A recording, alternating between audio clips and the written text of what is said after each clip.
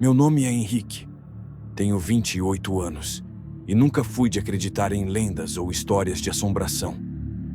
Mas depois do que aconteceu comigo há 2 anos, durante a Semana Santa, eu não duvido mais de nada. Voltei à cidade onde cresci para visitar minha avó. Ela já estava velhinha e fazia tempo que eu prometia essa visita. A casa era a mesma, rústica, com cheiro de madeira velha, vela e café passado. No jantar, enquanto conversávamos, ela olhou nos meus olhos e disse bem séria: "Não saia de casa depois da meia-noite, Henrique, especialmente nessa época." "Por quê? O coelho da madrugada vai me pegar?" Brinquei sorrindo. Ela não riu, só murmurou uma oração, olhando para o terço pendurado na parede. Naquela noite, tomei um pouco de vinho e a bebida me deu sono. Fui dormir cedo, mas acordei no meio da madrugada e dei falta do meu celular. Tinha esquecido dele no carro. A casa estava escura e silenciosa. Peguei a chave, abri a porta da frente e fui até o carro, que estava estacionado bem ali na frente, só a poucos passos da entrada. Abri a porta do carona, revirei o banco e encontrei o celular. Suspirei aliviado, mas ao fechar a porta, eu gelei. Ali, parado no portãozinho da casa da minha avó, estava ele. Um coelho, do tamanho de um homem. Sua cabeça era de um coelho, mas seu corpo tinha uma estrutura humana. Era peludo, mas com falhas em seu pelo, e sua aparência era encardida. Seu olhar era vazio. Na mão direita, ele segurava uma cruz de madeira escura, pesada, cheia de pregos enferrujados. A ponta da cruz raspava no chão. Era uma visão bizarra. Se eu não tivesse visto, jamais acreditaria. Será que foi o vinho que tomei? Não tomei tanto para ficar vendo coisas. Fiquei parado por 1 segundo, sem reação. O coração disparou. Então ele deu o primeiro passo na minha direção. Não pensei 2 vezes. Corri, mas não dava para voltar pela frente. Ele bloqueava o único caminho. A rua era escura e o ar parecia mais pesado a cada passo. Escolhi a primeira esquina, virei e fui tentando dar a volta no quarteirão. Atrás de mim, eu ouvia o som da cruz arrastando. Meus pés batiam no chão com força. Passei por muros, terrenos, portões fechados. Olhei para trás. Ele vinha devagar, mas constante, com sua cabeça pendendo para o lado e seu olhar vazio em minha direção. Quando finalmente vi a casa da minha avó novamente, pela outra ponta da rua, o desespero me deu forças. "Vó, abre! Pelo amor de Deus, abre!" Gritei, já batendo na porta com os punhos. Ouvi os passos atrás de mim, a cruz raspando o chão, mais perto, mais alto. A mão se aproximou do meu ombro e a porta se abriu. Alguém me puxou para dentro com força. Caí no chão da sala, tremendo, ofegante. A porta bateu com força atrás de mim. Silêncio. Do lado de fora, apenas um último som. A coisa estava indo embora. Devagar, arrastando a cruz. Como se dissesse: "Hoje não. Mas eu volto." Eu não sei o que era aquilo. Não sei o que queria comigo. Mas desde aquela noite, nunca mais coloquei os pés naquela cidade. E toda vez que ouço algo arrastando no chão, eu lembro: o coelho da madrugada existe.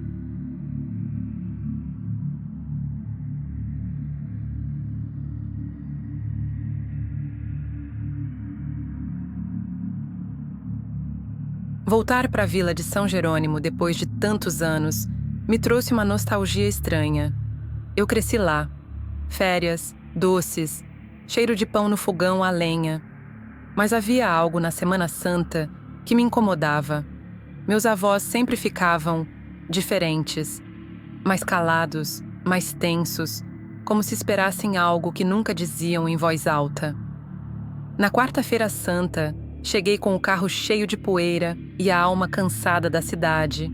Fui recebida com café quente, abraço apertado e aquele aviso que já deveria conhecer. Não saia de noite, meu bem. Ainda mais na sexta-feira.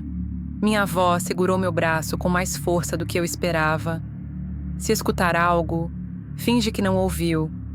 Achei exagero. Ela sempre foi supersticiosa demais. Na quinta à tarde, arrumei o antigo quarto onde dormia quando criança. Encontrei um caderno de anotações, cheio de desenhos meus. Mas entre eles, um chamou a atenção. Uma página com vários vultos desenhados em fila, com cruzes nas costas, como uma procissão. Perguntei à minha avó sobre aquilo. Ela empalideceu. Você viu quando era pequena, você nunca devia ter visto. Ela não disse mais nada, só acendeu uma vela perto da imagem de Santo Antônio e ficou rezando até a vela acabar. Na madrugada da Sexta-feira Santa, acordei com o som. Era um canto que vinha de todos os lados. Olhei o relógio, 3 horas da manhã. Contra o que me foi avisado, fui até a janela. Vi uma luz fraca, como de velas, vindo do fim da estrada de terra. Vi a procissão, capuzes pretos, velas que não tremiam, cruz pesada sendo carregada, um andor coberto por um pano vermelho escuro. Mas os pés, nenhum deles tocava o chão. Estavam a poucos metros da casa, silenciosos, até que um deles parou, virou o rosto. Mesmo sob o capuz, eu senti o olhar atravessar meu peito. Então vieram as batidas. 3, secas, fortes, como se quisessem entrar. Minha avó correu até mim, me puxou para longe da janela. Você olhou, agora eles sabem que você está aqui. Ela acendeu todas as velas da casa. Fez um círculo de sal no chão e mandou eu entrar. Eles não machucam quem esqueceu, só quem lembra. E então ela me contou sobre a procissão dos esquecidos. São almas que morreram em pecado, sem confissão. Vagam apenas durante a madrugada da Sexta-feira Santa. Procuram por testemunhas, por gente que carrega alguma culpa, e uma vez que são vistos, nunca esquecem. Voltei para a cidade no domingo de Páscoa, mas desde então, em toda a Sexta-feira Santa, acordo às 3 da manhã e sempre ouço o mesmo som. Passos secos na calçada, uma vela sendo soprada e 3 batidas na porta. E o pior é que esse ano eu resolvi abrir.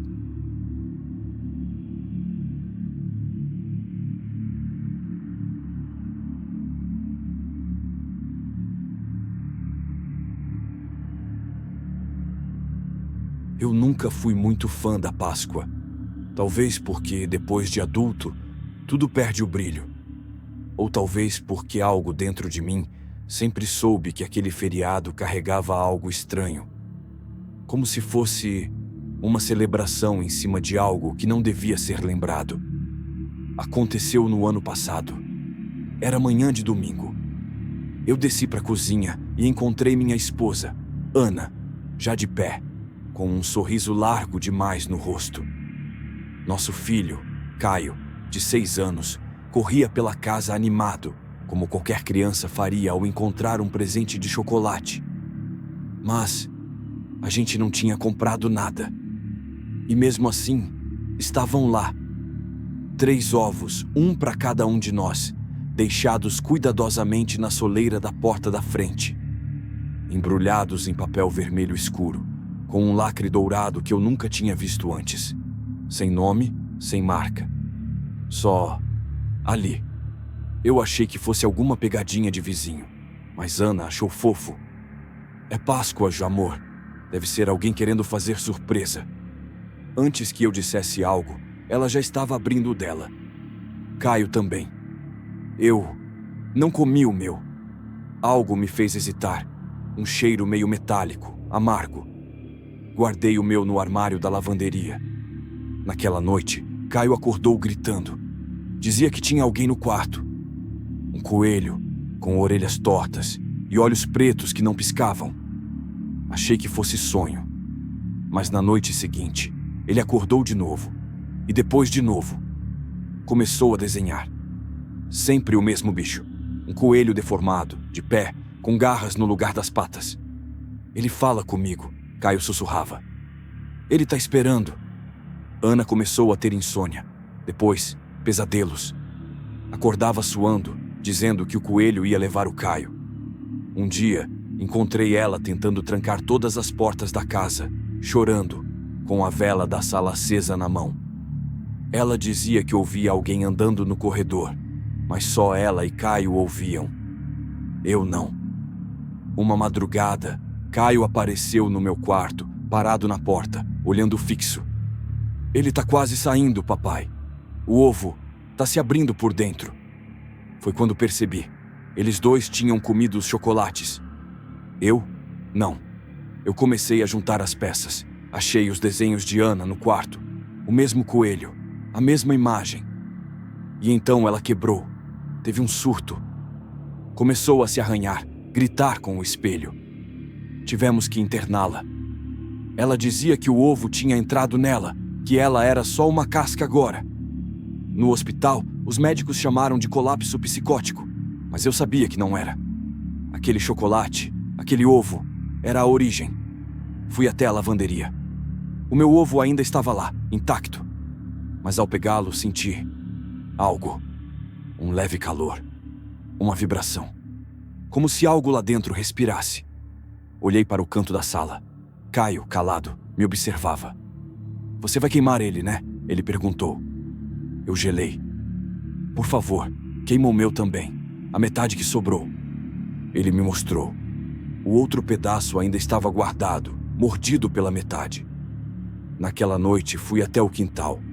Fiz uma pequena fogueira. Joguei os 2 pedaços do ovo dentro. O barulho que saiu não foi de chocolate derretendo. Foi como um grito abafado, um som de algo que não devia existir. Morrendo. Depois disso, Caio melhorou. Parou com os pesadelos. Mas às vezes, vejo ele olhando para o espelho, em silêncio. Ana continua internada. Não melhorou. Hoje mesmo fui visitá-la.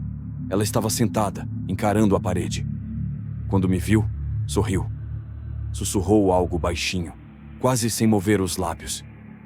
O terceiro ovo, ele ainda não quebrou. Eu não respondi, mas desde então, toda noite, eu sonho com o coelho parado no pé da minha cama.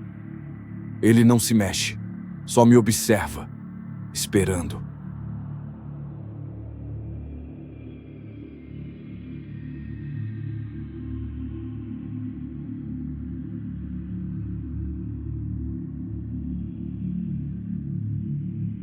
A última vez que eu comemorei a Páscoa foi quando tinha 10 anos. Depois daquele dia, passei a odiar coelhos. Mas não aqueles de verdade. Eu tô falando do outro tipo. A gente tinha decidido passar o feriado no sítio do Caio, irmão do Lucas. Era longe de tudo, sem sinal, perfeito para se desconectar. Ou, no caso do Victor, para tentar invocar lendas idiotas. O Victor começou com a história do coelho da meia-noite. Segundo ele, nos anos 90, um animador de festas, chamado Baltazar, surtou, matou 3 pessoas e desapareceu.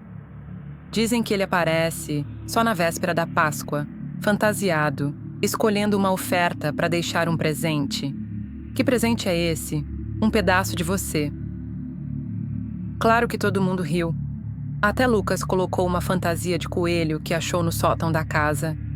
Era velha, fedorenta, com olhos grandes de plástico.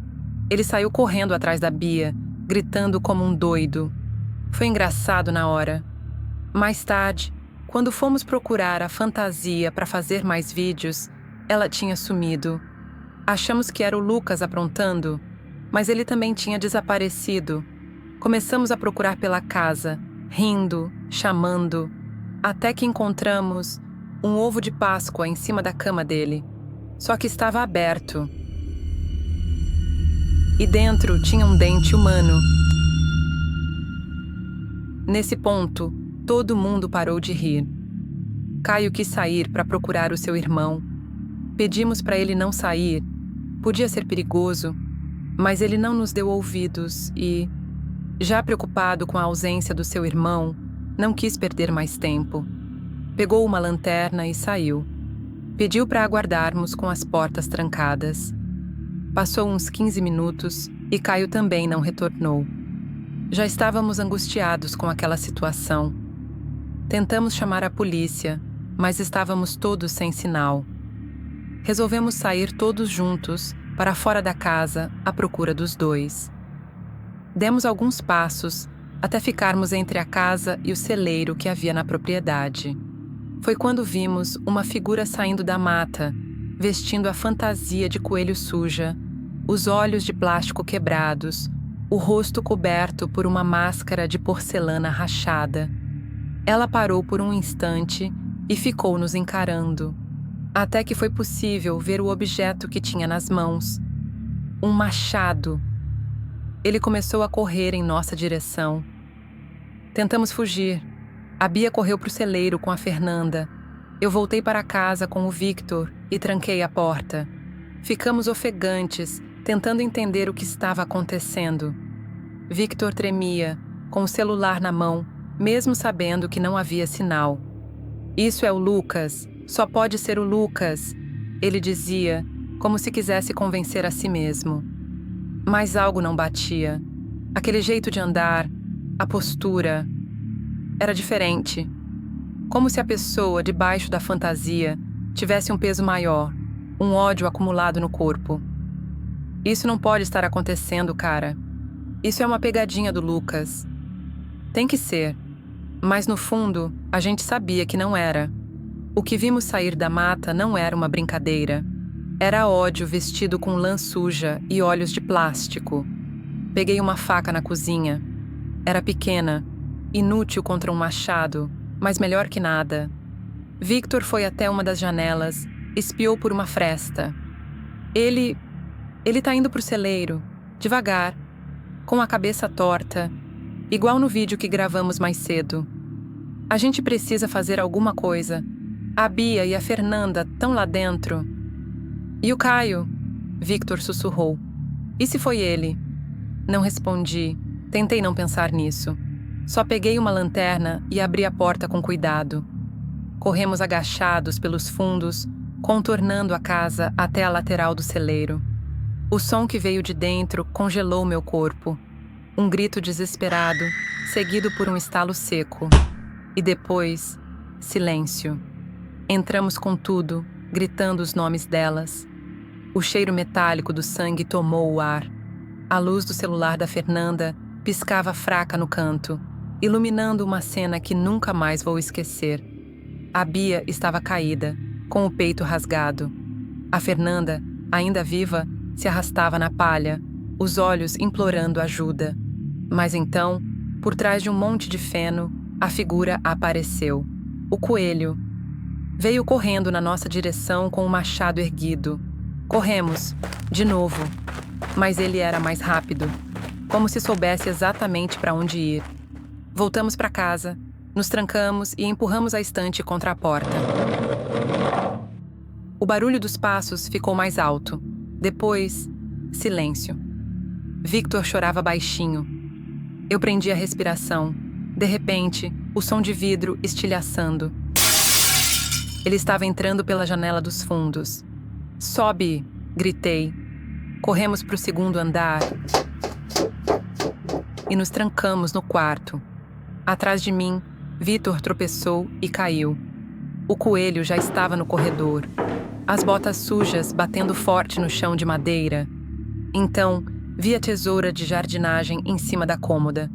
Peguei sem pensar e me escondi atrás da porta. Ela se abriu devagar. Ele entrou. Victor tentou se levantar, mas escorregou no tapete. O coelho avançou. Foi ali. Ali eu acertei. Enfiei a tesoura com toda a força no pescoço dele. O sangue espirrou, quente, no meu braço. Ele ainda tentou se virar para mim, com os olhos arregalados atrás da máscara de porcelana, mas caiu de joelhos. Victor e eu ficamos parados, sem saber o que fazer. O som da respiração dele foi ficando mais fraco, até sumir. No dia seguinte, Caminhamos até uma estrada de terra e conseguimos ajuda. A polícia veio e recolheu os corpos. O sítio foi interditado. E o corpo sob a fantasia? Era o Caio. Na delegacia, Victor ficou em silêncio. Eu só disse a verdade. Ele conhecia o lugar. Ele sabia onde estavam as ferramentas.